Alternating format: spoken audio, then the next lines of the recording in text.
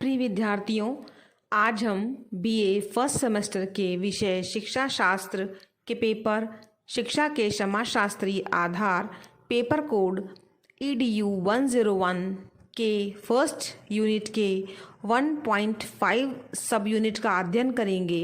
आज का हमारा टॉपिक है शिक्षा के अभिकरण, एजेंसीज ऑफ एजुकेशन।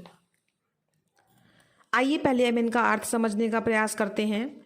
शिक्षा मूलतया एक सामाजिक प्रक्रिया है जो समाज में रहने वाले व्यक्तियों के बीच में अनुभव एवं ज्ञान की प्राप्ति का माध्यम है। समाज अपने सदस्यों को शिक्षित करने के लिए विभिन्न प्रकार के साधनों का उपयोग करता है। ये साधन शिक्षा के साधन कहलाते हैं। इस प्रकार शिक्षा के साधन या अभिकरण से तात्पर्य उन संस्थाओं, व्यक्तियों एवं वस्तुओं से होता है जिसकी सहायता से व्यक्ति को अपने चारों ओर के वातावरण में विद्यमान विभिन्न अनुभवों एवं ज्ञान की उपलब्धि सुगमता से और सफलतापूर्वक होती है। अतः जो सामाजिक संस्थाएं एवं सामाजिक संगठन अथवा साधन व्यक्ति के विकास को थोड़ा या बहुत तथा प्रत्यक्ष या परोक्ष रूप से प्रभावित करते हैं, शिक्षा के अभिकरण कहलाते हैं। शिक्षा के अभिकरण की परिभाषा देते हुए BD भाटिया ने लिखा है, शिक्षा के कार्यों के संपादन हेतु समाज ने कुछ विशिष्ट प्रकार की संस्थाओं को विकसित किया है। इन संस्थाओं को शिक्षा के अभिकरण के रूप में जाना जाता है। अर्थात उन्होंने ये कहा कि वे सभी सामाजिक संगठन जो व्यक्ति को शिक्षित वह उसका सामाजिकरण करने का कार्य करते हैं, शिक्षा के अभिकरण कहलाते हैं। समाज के लगभग सभी समूह एवं संगठन किसी न किसी रूप में शिक्षा के कार्यों को पूरा करते हैं या किसी न किसी रूप में प्रभावित करते हैं। इसीलिए लगभग सभी सामाजिक संगठन शिक्षा के अभिकरण कहलाते हैं। हम यहाँ पर आपके कोर्स के अकॉर्डिंग और 3 मुख्य अभिकरण की बात करेंगे। शिक्षा के 3 अभिकरण हैं। शिक्षा के औपचारिक अभिकरण, फॉर्मल एजेंसीज, शिक्षा के अनौपचारिक अभिकरण, इनफॉर्मल एजेंसीज, और शिक्षा के निरौपचारिक अभिकरण, नॉन फॉर्मल एजेंसीज। सबसे पहले हम शिक्षा के औपचारिक अभिकरण की चर्चा करेंगे। शिक्षा के औपचारिक अभिकरण से तात्पर्य उन अभिकरणों से है जिसके माध्यम से बालक को पूर्व निर्धारित उद्देश्यों की प्राप्ति हेतु निश्चित स्थान पर निश्चित अवधि में निश्चित पाठ्यक्रम को प्रशिक्षित व्यक्तियों द्वारा पढ़ाया जाता है। ये व्यापक एवं जीवन उपयोगी शिक्षा छात्रों को प्रदान करते हैं और निरंतर अंतरक्रिया द्वारा छात्रों का समाजीकरण भी करते हैं। शिक्षा की औपचारिक संस्थाओं का निर्माण समाज अथवा राज्य द्वारा किया जाता है। इन संस्थाओं के अभाव में नई पीढ़ी को ज्ञान के विशाल भंडार से व्यवस्थित तरीके से अवगत कराना संभव नहीं है। शिक्षा के औपचारिक अभिकरणों के अंतर्गत विद्यालय, कॉलेज, महाविद्यालय, विभिन्न संस्थाएं, प्रयोगशालाएं, पुस्तकालय आदि आते हैं। अर्थात आप जो भी शिक्षा अपने स्कूल में, विद्यालय में, विश्वविद्यालय में प्राप्त करते हैं, जिसका निश्चित समय होता है और निश्चित स्थान होता है, एक शिक्षक आपको पढ़ाता है, वो शिक्षा के औपचारिक अभिकरण कहलाते हैं, यानी कि फॉर्मल एजेंसीज कहलाती हैं। औपचारिक अभिकरणों की कुछ विशेषताएं हैं। देखिए, नंबर 1 है, समाज और राज्य अपने निश्चित शैक्षिक उद्देश्यों की प्राप्ति औपचारिक अभिकरणों के द्वारा करता है। नंबर 2, इनका मुख्य उद्देश्य अपने व्यक्ति को शिक्षा देना होता है। ये निश्चित नियमों का पालन करते हुए निश्चित स्थान और समय पर पूर्व निर्धारित पाठ्यक्रम की शिक्षा देते हैं। नंबर 3, औपचारिक अभिकरणों से प्राप्त शिक्षा नियमित, सुसंगठित और सुव्यवस्थित होती है। नंबर 4, इन अभिकरणों से प्राप्त शिक्षा प्रायः औपचारिक, पुस्तकीय और अव्यावहारिक होती है। इनका वास्तविक जीवन से न्यूनतम संबंध होता है। 5वां नंबर है, औपचारिक अभिकरण विभिन्न विषयों का सुसंगठित और गहन ज्ञान कम से कम समय और श्रम के द्वारा नई पीढ़ी को प्रदान करने में सक्षम होते हैं। इन संस्थाओं की सहायता के बिना समाज के विशाल ज्ञान भंडार को नई पीढ़ी को हस्तांतरित कर पाना संभव नहीं है। तो आपने देखा कि शिक्षा के औपचारिक अभिकरण क्या हैं, यानी कि फॉर्मल एजेंसीज ऑफ एजुकेशन क्या है। अब हम अपनी दूसरी तरह की एजेंसी यानी कि शिक्षा के अनौपचारिक अभिकरण इनफॉर्मल एजेंसीज ऑफ एजुकेशन की बात करेंगे। शिक्षा के अनौपचारिक अभिकरण से अभिप्राय वे संस्थाएं हैं जो स्वाभाविक रूप से विकसित होती हैं तथा बालक के विकास को अप्रत्यक्ष रूप से प्रभावित करती हैं।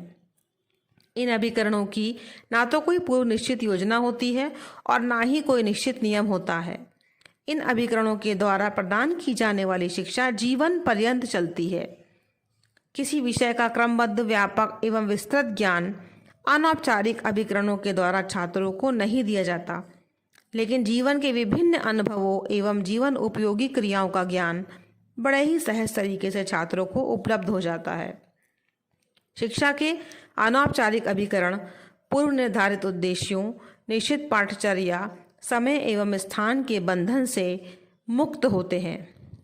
इन अभिकरणों के माध्यम से शिक्षा प्राप्त करने हेतु छात्र को प्रशिक्षित और योग्य शिक्षक की आवश्यकता भी नहीं होती है। बालक स्व अधिगम करता है, खुद से सीखता है। शिक्षा के अनौपचारिक अभिकरण छात्रों के व्यक्तित्व का सर्वांगीण विकास, चारित्रिक विकास एवं सामाजिकरण करने में महत्वपूर्ण योगदान देते हैं। इन अभिकरणों में हम परिवार, समाज, राज्य, धर्म, समुदाय इत्यादि को रखते हैं। अनौपचारिक अभिकरणों की भी कुछ विशेषताएं हैं। नंबर 1, अनौपचारिक अभिकरण व्यापक और अनौपचारिक शिक्षा प्रदान करते हैं। नंबर 2, ये अभिकरण व्यक्ति के ऊपर जीवन पर्यंत शैक्षिक प्रभाव डालते रहते हैं। नंबर 3, अनौपचारिक शिक्षा अभिकरणों का व्यक्तित्व निर्माण, चारित्रिक विकास और सामाजिकरण करने में महत्वपूर्ण योगदान होता है। नंबर 4 है, यद्यपि ये जीवन उपयोगी शिक्षा के स्रोत हैं, लेकिन इससे प्राप्त शिक्षा असंगठित, असंबद्ध और अनियमित होती है। इस तरीके से आपने शिक्षा के अनौपचारिक अभिकरण यानी कि इनफॉर्मल एजुकेशन को पढ़ा। अब हम अपनी तीसरे प्रकार के शिक्षा के अभिकरण यानी कि शिक्षा के निरौपचारिक अभिकरण non formal agencies of education की बात करेंगे। शिक्षा के निरौपचारिक अभिकरण से तात्पर्य उन अभिकरणों से होता है जो ना तो पूरी तरह से संगठित एवं नियमबद्ध होते हैं और ना ही पूर्णतया असंगठित तथा उन्मुक्त होते हैं।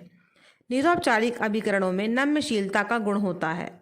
ये अभिकरण उन लोगों के लिए विशेष रूप से उपयोगी होते हैं जो किन्हीं कारणों से शिक्षा से वंचित रह गए हैं, जिसमें निरक्षर, प्रौढ़, विद्यालयों में प्रवेश से वंचित वाले लोग, व्यवसायरत लोग, महिलाएं, जनजाति के लोग, पहाड़ी अथवा दुर्गम स्थानों में रहने वाले लोग आदि शिक्षा के इन अभिकरणों के माध्यम से शिक्षा ग्रहण कर लेते हैं। इन अभिकरणों के अंतर्गत औपचारिक शिक्षा की संस्थाएं विशेष रूप से विद्यालय, कॉलेज, विश्वविद्यालय आते हैं जो अपने यहाँ निरौपचारिक शिक्षा के कार्यक्रम चलाते हैं। इसके अलावा अन्य विशिष्ट साधनों जैसे सार्वजनिक पुस्तकालय, दूरस्थ शिक्षा, पत्राचार शिक्षा आदि भी निरौपचारिक शिक्षा के साधन हैं। निरौपचारिक शिक्षा की भी कुछ विशेषताएं हैं। पहला है, निरौपचारिक शिक्षा या निरौपचारिक अभिकरण आधुनिक दूरसंचार के साधनों के द्वारा शिक्षा देने का काम करते हैं। Satellite, Doordarshan, Akashvani, video tape, computer, internet, email, phone आदि इसके प्रमुख साधन हैं। दूसरा है, निरौपचारिक अभिकरण विशेषकर निरौपचारिक शिक्षा देते हैं, परंतु इसका उपयोग औपचारिक तथा अनौपचारिक दोनों शिक्षा देने में भी किया जाता है। तीसरा है, निरौपचारिक अभिकरण से शिक्षा प्राप्त करने में स्थान और समय का प्रतिबंध नहीं होता है। नेक्स्ट है, वर्तमान समय में शिक्षा की बढ़ती हुई मांग की पूर्ति विशेष रूप से निरौपचारिक शिक्षा के अभिकरणों के द्वारा ही हो सकती है। ये साधन त्वरित गति से कम लागत में लाखों लोगों को शिक्षित करते हैं। और नेक्स्ट है, निरौपचारिक शिक्षा उन लोगों के लिए वरदान है जो किन्हीं कारण से शिक्षा से वंचित रह गए हैं। तो ये आपने देखा निरौपचारिक शिक्षा की विशेषताएं। तो आपने आज के शिक्षा के अभिकरणों में शिक्षा के अभिकरण यानी कि एजेंसीज की परिभाषा को देखा, अर्थ को देखा। उसके बाद तीनों अभिकरणों, शिक्षा के औपचारिक अभिकरण, शिक्षा के अनौपचारिक अभिकरण और शिक्षा के निरौपचारिक अभिकरण, यानी कि फॉर्मल एजेंसीज, इनफॉर्मल एजेंसीज और नॉन फॉर्मल एजेंसीज पर हमने आज के अपने इस विषय पर चर्चा की है। और आशा करते हैं कि आपको ये तीनों अभिकरण अच्छे से समझ में और ग्राह्य हो गए होंगे। धन्यवाद।